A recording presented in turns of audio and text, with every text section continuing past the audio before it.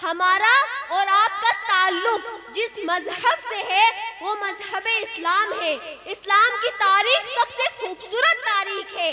जो कौम अपने असलाफ की तारीख को याद करती है, उस कौम को, जो कौम अपने असलाफ की तारीख को भुला देती है, उस कौम को मिटा दिया जाता है, उस कौम को भुला दिया जाता है। और जो कौम अपने असलाफ की तारीख को याद करती है, उस कौम का नाम सुनहरे हुर्फों में लिखा जाता है। अगर मजहब के मामले में हमारी तारीख देखी जाए तो मुसलमान मजहब के मामले में कितना पुख्ता था, कितना मजबूत था, उसको समझने के लिए एक मिसाल मैं आपके सामने रखती हूँ। बिरादराने मिल्लते इस्लामिया, एक देहाती शहर में सफर करने के लिए जाता है। वो देहाती सफर करते करते शहर में पहुंचता है तो क्या देखता है कि वहां पर फुटबॉल खेला जा रहा है।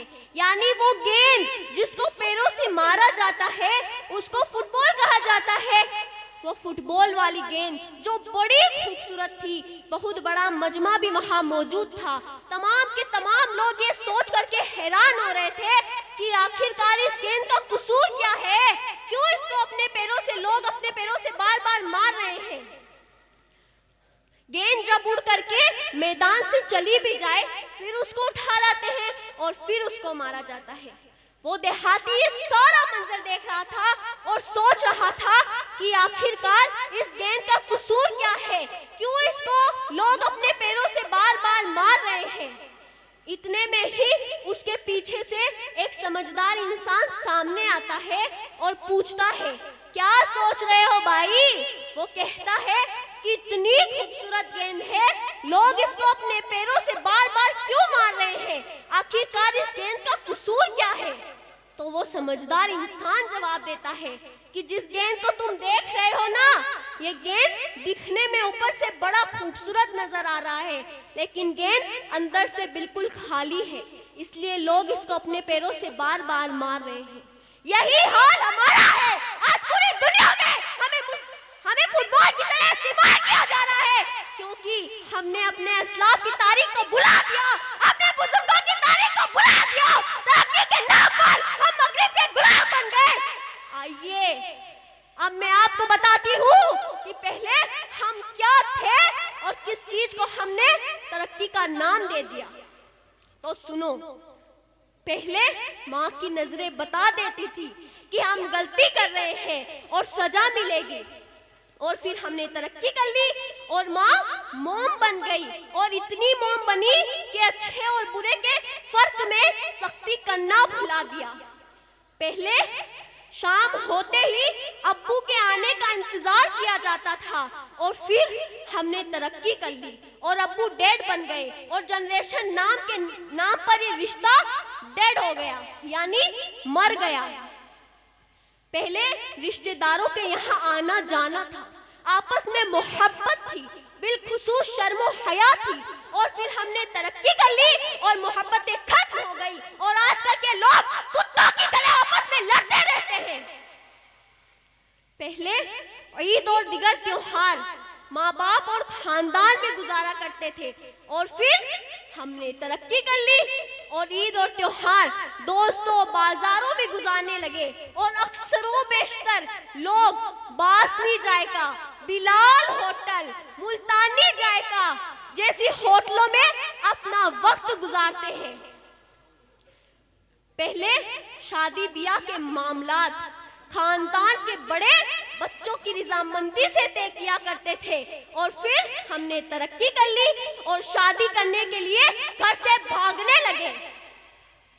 पहले शादीशुदा बेटी को सब्र और खिदमत की तलकीन की जाती थी, और फिर हमने तरक्की कर ली और आज ब्रांडेड सूट और स्मार्टफोन ना देने वाले शोहरों से जुदाई कर ली जाती है। पहले शोहर से लड़ाई की हुई बीवी शाम को शोहर के वापसी तक झगड़ा भूल चुकी होती थी, और फिर हमने तरक्की कर ली और छोटी छोटी लड़ाई, छोटे छोटे झगड़ों की खबरें व्हाट्सएप ग्रुपों में शेयर होने लगी, और जाहिर सी बात है झगड़े बढ़ते गए। पहले शादी से पहले मंगेतर से मिलना मना था और फिर हमने तरक्की कर ली और आज अंडरस्टैंडिंग के नाम पर मुलाकातें करने लगे। पहले घर में भी पर्दा करना सिखाया जाता था और फिर हमने तरक्की कर ली और हम कजन्स बन गए। पहले पर्दे के लिए बुर्के और चादरें हुआ करती थी और फिर हमने तरक्की कर ली और पर्दा नजरों में आ गया। पहले बुजुर्ग घर की रौनक हुआ करते थे और हमने तरक्की कर ली और वो बोझ बन गए। पहले की औरतें किसी भी खुशी को देखकर खुश हुआ करती थी और दुआ करती थी कि मौला इसे और खुशियां अता फरमा और उसके साथ साथ मुझे भी अता फरमा। और फिर हमने तरक्की कर ली और आजकल की औरतें दूसरों की खुशियों को छीनने के लिए, उसे परेशान करने के लिए जादूगरों और पंडितों के पास जाकर उन पर जादू करवाती हैं। पहले इसी बिरादरी या कौम के अंदर कोई मामला या झगड़ा हो जाता था तो उसको निपटाने के लिए इसी बिरादरी की पंचायत यानी जाजम हुआ करती थी। वो फैसला करती थी जिसको सब माना करते थे। लेकिन फिर हमने तरक्की कर ली और नामो निहात के बुजुर्ग गलत सलाह देने लगे और कौम नामो निहात के बुजुर्ग इल्ला माशाअल्लाह कुछ को छोड़ करके कौम उन्हें बुजुर्ग मानती है, जो नालियों के पास बैठकर गाना सुनते हैं, दाढ़ियों को मुंडवाकर नालियों में फेंकते हैं, आने जाने वाले की गिबत चुगलियां करते हैं, वो बुजुर्ग नहीं हो सकते। आप बताओ तो सही, क्या पहले के बुजुर्ग कैसे थे क्या? पहले के लोगों में सादगी थी, सच्चाई थी, लेकिन फिर हमने तरक्की कर ली। शोहरत, दिखावा, नामवरी और फालतू की चमक दमक और अंदर से तो बिल्कुल खाली हो गए।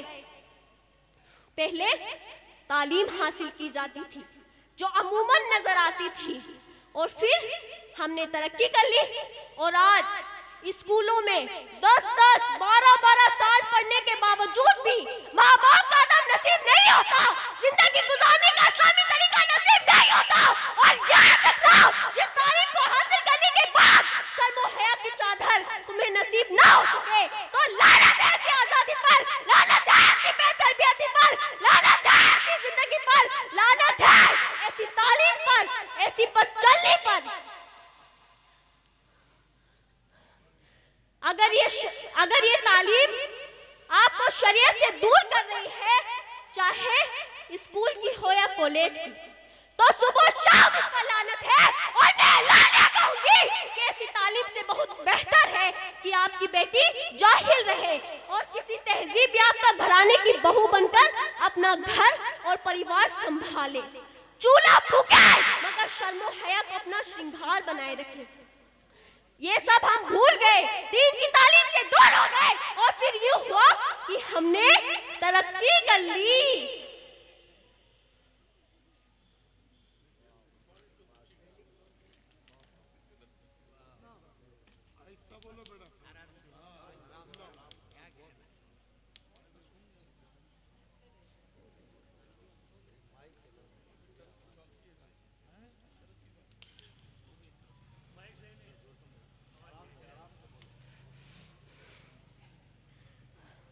पहले की औरतें पर्दे और शर्मो हया का बड़ा ख्याल रखा करती थी और फिर हमने तरक्की कर ली और अपने शौक पूरे करने के लिए इतने बेशर्म हो गए कि वहां पर गाना बजाया जाने लगा और हिजड़ा की तरह डांस किया जाने लगा, जहां पर अपने पीर का लंगर किया जाता है। और फिर यूं हुआ कि हमने तरक्की कर ली। वाह भाई वाह, तरक्की कर ली।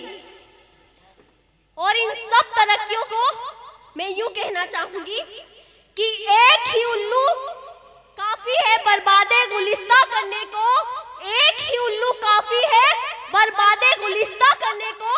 हर शाख पे उल्लू बैठा हो, अंजामे गुलिस्ता क्या होगा?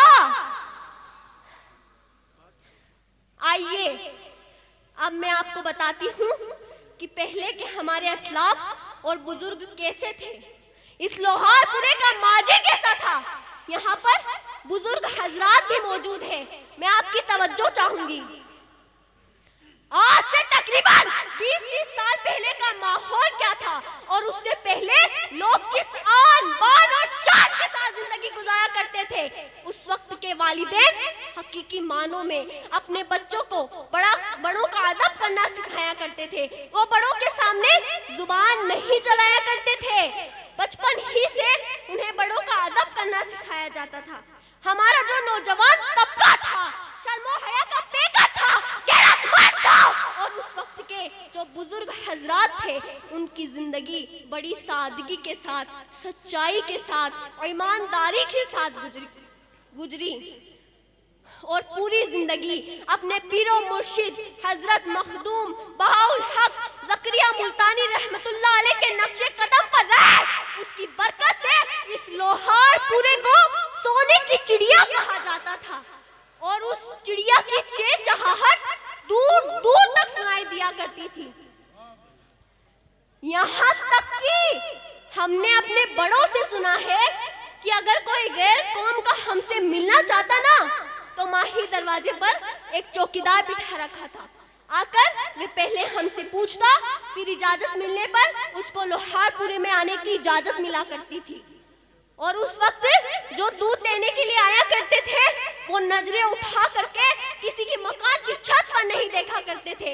वो रौब और दबदबा हमें हासिल था और जिसका लोहा दूसरी बिरादरी वाले भी माना करते थे। उस वक्त हमारी मस्जिदें बच्चों से बुजुर्गों तक आबाद हुआ करती थी। माह रमजानुल मुबारक का बड़ा अदब व एहतराम किया जाता और माह रमजान जब अलविदा होता तो रोया करते थे जैसे उनके घर का कोई फर्द चला गया हो, जैसे उनके घर का कोई फर्द चला गया हो। पहले की औरतें और लड़कियां मोटे और ढीले लिबास पहना करती थी। अगर कोई औरत कहीं से गुजरती तो बुजुर्गों के सामने से नहीं गुजरा करती थी बल्कि अदब के तौर पर जूते उतार करके गुजरा करती थी। पहले की औरतों में इतना अदब था, लेकिन अफसोस वो रौनकें चली गई, वो खुशहाली चली गई, वो इज्जतें और बरकतें चली गई। खुदा अगर चाहते हो कि वही इज्जतें, वही बरकतें, वही आन बान और शान वापस नसीब हो जाए तो अपने मौला की चौखट पर आ जाओ, मुस्तफा जाने रहमत सल्लल्लाहु ताला अलैहि वसल्लम के कदमों में आ जाओ। मैं आपकी ही बिरादरी की बच्ची हूँ। अगर मेरी बात से आपका थोड़ा सा भी दिल दुखा हो तो मैं आपसे माफी मांगती हूँ। मुझे मेरी जिंदगी का भरोसा नहीं, क्या पता अगले साल बोलने का मौका मिले या ना मिले। तहदीसे नेमत के तौर पर कहूंगी कि गुलशने अहले सुन्नत मदरसा गौसिया मुल्तानी जिसने मुझे जिंदगी गुजारने का तरीका सिखाया, अदब सिखाया, नमाज की पाबंदी सिखाई और आज जो मुझे ये पर्दा करना नसीब हुआ वो इसी मदरसे की वजह से नसीब हुआ। बस आखिर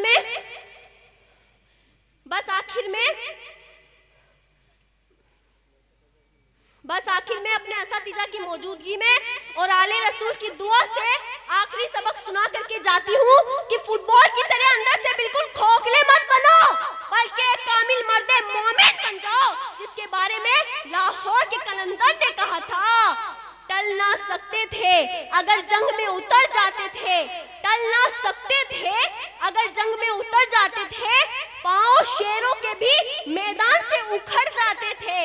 तुझसे सरकश हुआ कोई बिगड़ जाते थे, तुझसे सरकश हुआ कोई बिगड़ जाते थे। अरे तलवार क्या चीज है, हम तोप से लड़ जाते थे। अस्तगफिरुल्लाह रब्बी मिन कुल्ली ज़ंबी व अतूबु इलैह व मा अलैना।